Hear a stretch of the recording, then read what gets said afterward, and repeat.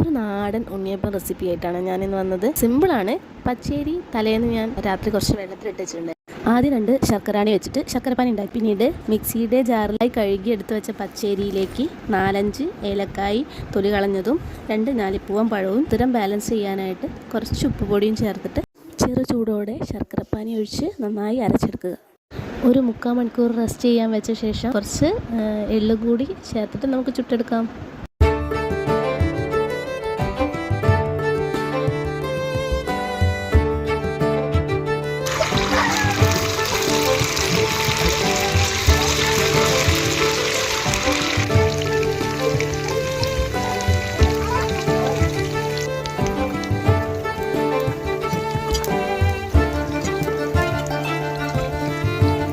ഇതാ നമുക്ക് നല്ല പെർഫെക്റ്റ് ഉണ്ണിയപ്പം റെഡി ആയിട്ടുണ്ട്. എല്ലാവരും ലൈക്കും ഷെയറും സബ്സ്ക്രൈബും ചെയ്യാൻ മറക്കല്ലേ.